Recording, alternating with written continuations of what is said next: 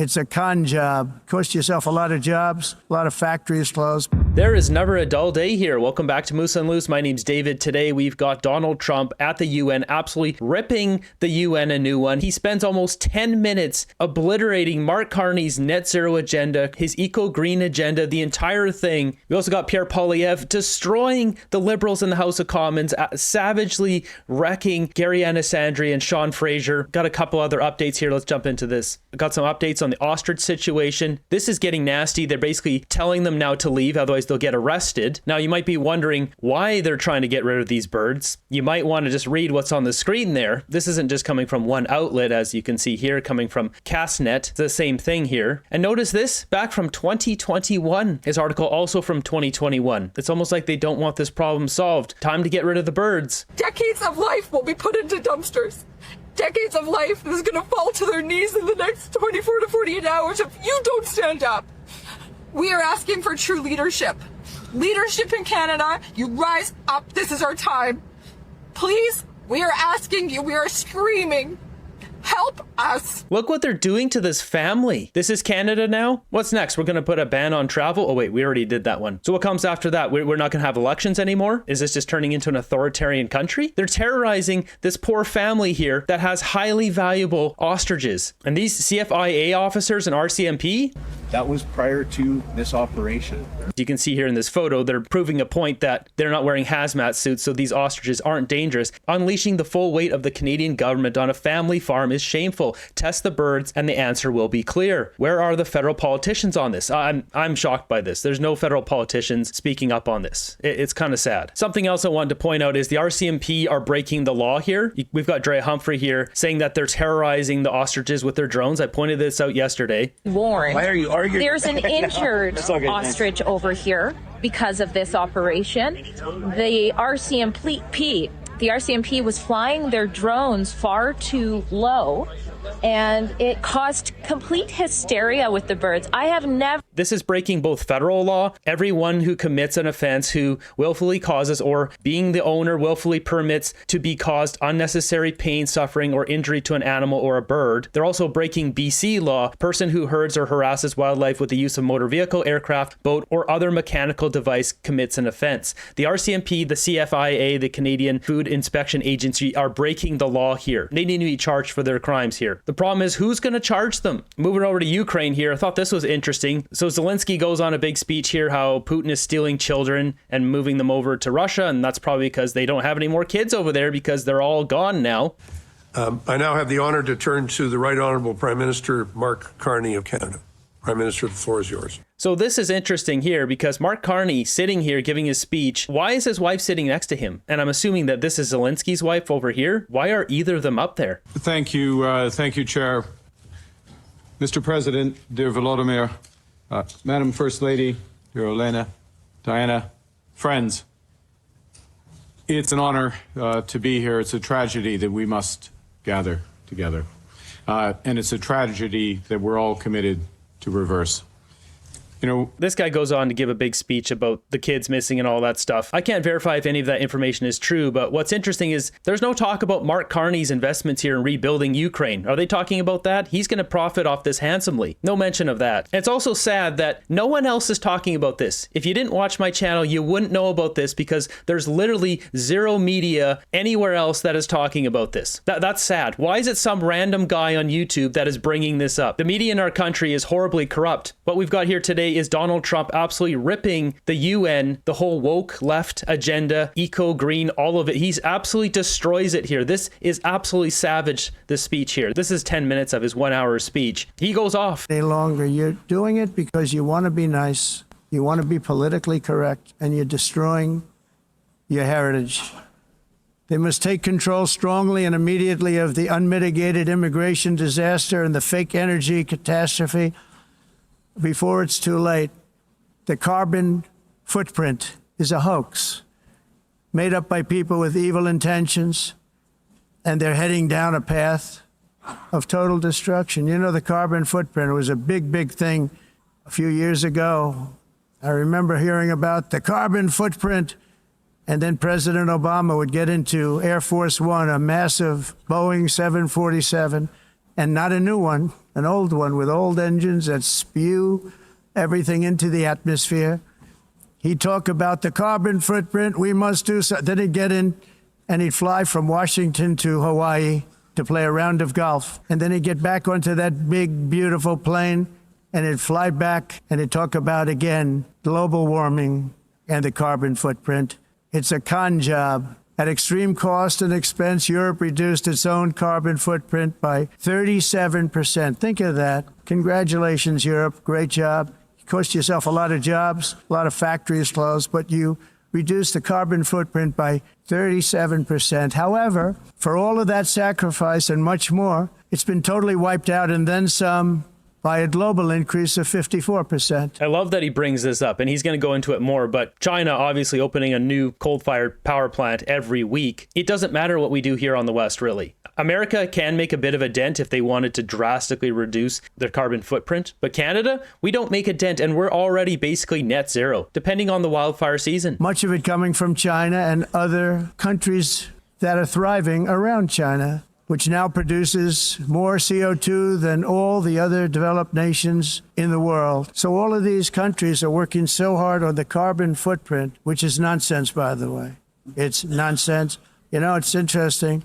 In the United States, we have still radicalized environmentalists, and they want the factories to stop. Everything should stop. No more cows. We don't want cows anymore. I guess they want to kill all the cows. They want to do things that are just unbelievable. And you have it too. But you know, we have a border, strong.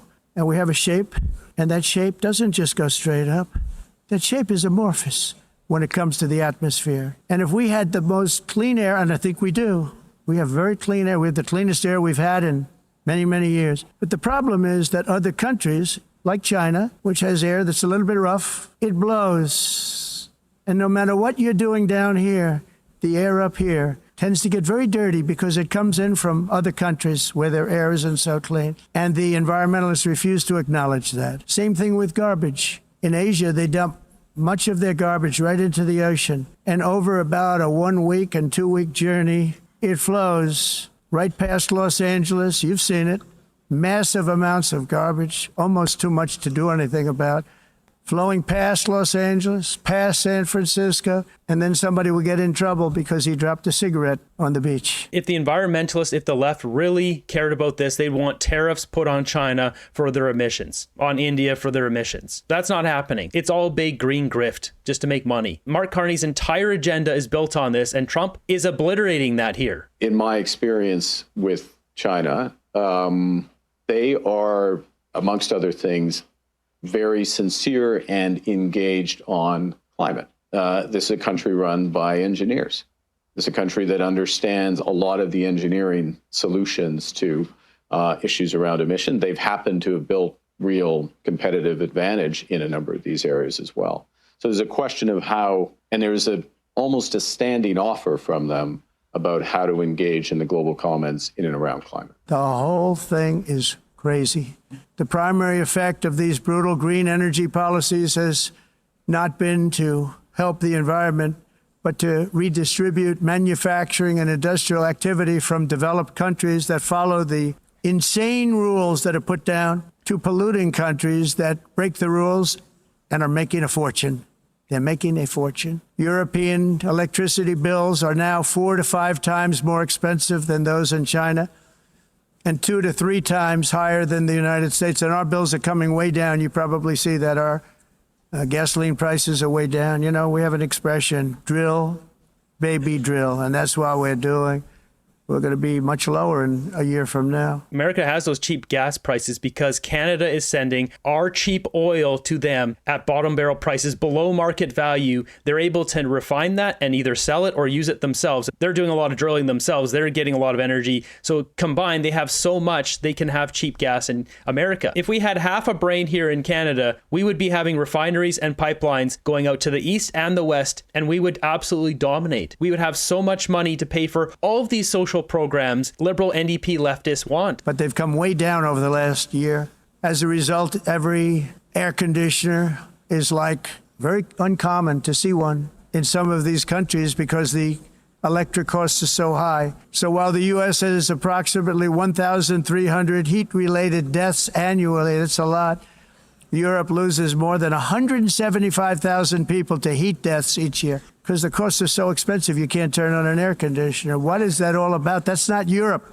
That's not the Europe that I love and know. All in the name of pretending to stop the global warming hoax. The entire globalist concept of asking successful industrialized nations to inflict pain on themselves and radically disrupt their entire societies must be rejected completely and totally, and it must be immediate. That's why in America I withdrew from the fake Paris Climate Accord.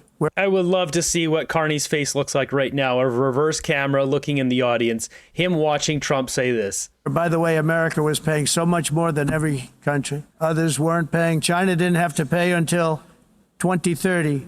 Russia was given an old standard that was easy to meet, 1990 standard. But for the United States, we're supposed to pay like $1 trillion. I said, this is another scam. The fact is, the United States has been taken advantage of by the world for many, many years, but not any longer, as you probably noticed. I unleashed massive energy production and signed historic executive orders to hunt for oil, but we don't have to do much hunting because we have the most oil of any nation anywhere, oil and gas in the world. And if you add coal, we have the most of any nation in the world. Clean, I call it clean, beautiful coal. You can do things today with coal that you couldn't have done 10 years ago, 15 years. But we stand ready to provide any country with abundant, affordable energy supplies if you need them, when most of you do. We're proudly exporting energy all over the world. We're now the largest exporter. In the United States, we want trade and robust commerce with all nations, everybody. We want to help nations. We're going to help nations, but it must also be fair and reciprocal. The challenge with trade is much the same with climate. The countries that followed the rules, all their factories have been plundered.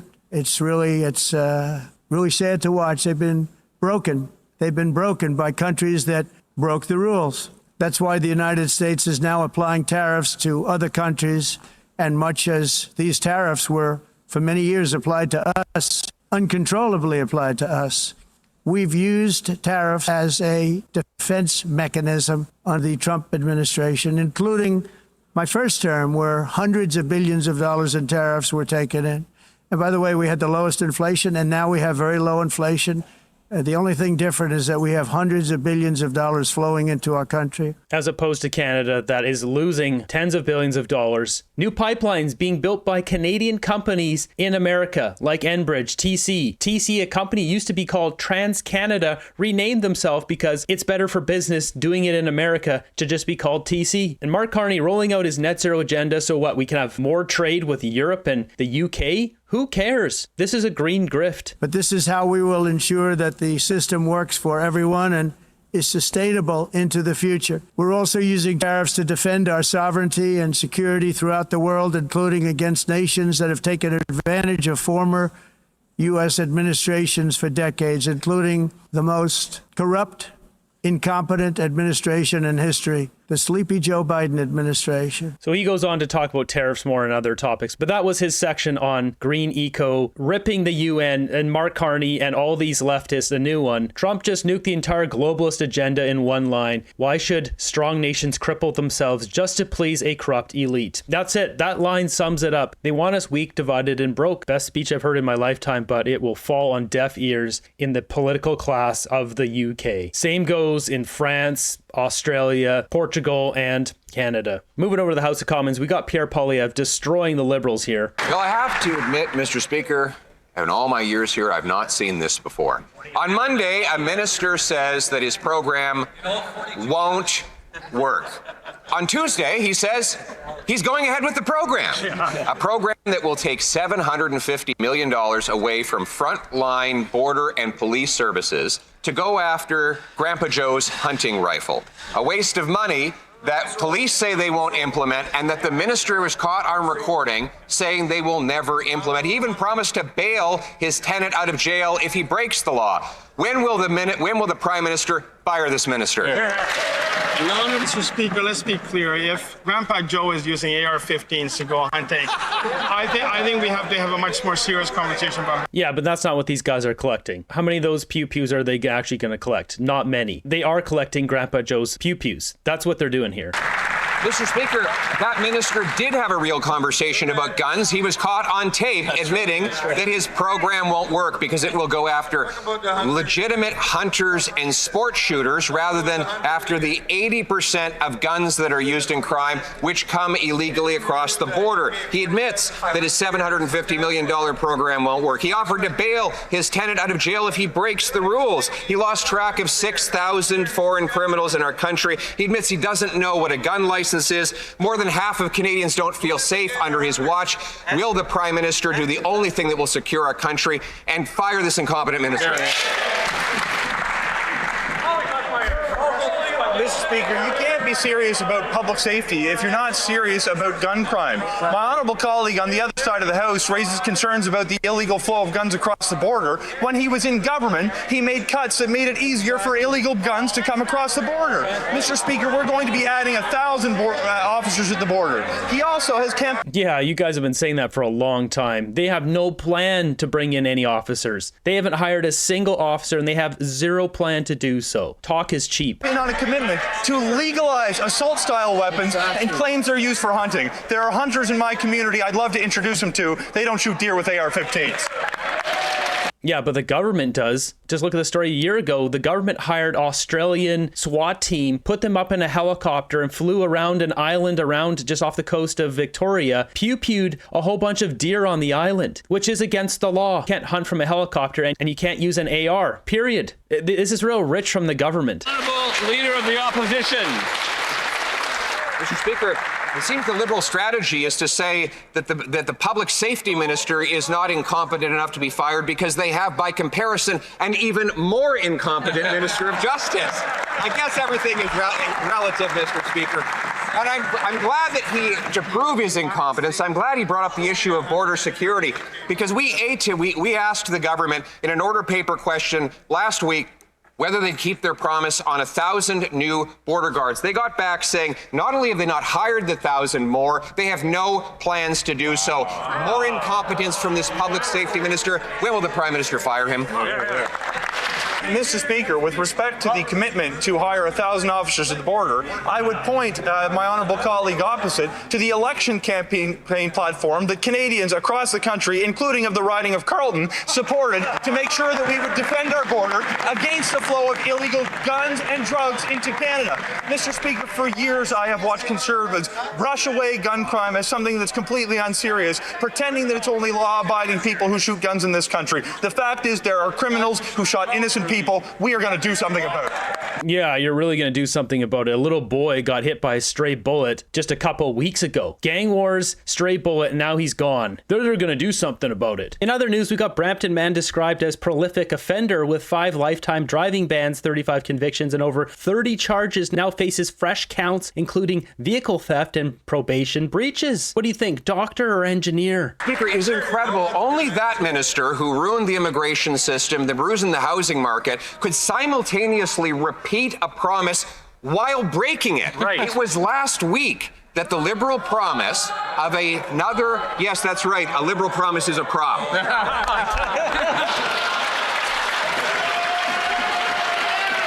So you're not allowed to use props in the House of Commons. That's he making a joke about it. The honourable member knows that he can't use props. Yeah. Okay, the honourable member has 15 seconds left, so we'll start the clock again. Mr. Speaker, it was just last week that the minister's own department revealed that they are breaking their promise on 1,000 new border guards. They say they are not only have they not hired the 1,000, but they haven't even developed the plan to do so. That is the responsibility of the public safety minister. He's broken the promise. Will he be fired? The Honourable Minister. So Gary Anasandri needs to be fired. It's amazing that Carney's kept him on this long. He's become a laughingstock. He doesn't believe in his own program he's rolling out. Yet somehow I don't think Liberal supporters care. They just don't care. There's no logic and reason on the left. On April the 28th, Canadians gave this government a mandate to do many things, including hiring a new 1,000 CBSA and 1,000 RCMP officers. I'm sorry, Mr. Speaker. It's obvious that the Leader of the Opposition doesn't understand the hiring process, nor the plan and the work that goes into hiring these 1,000 exceptional men and women who are going to serve this country. That's right. So if you've done nothing, just call the other side incompetent and stupid. Great strategy. It's coming from the guy who helped terror lords come into Canada. I want to take this opportunity, Mr. Speaker, to welcome the leader back into the House, but also ask him, maybe this is time for him to take his security clearances so he can actually do his job properly.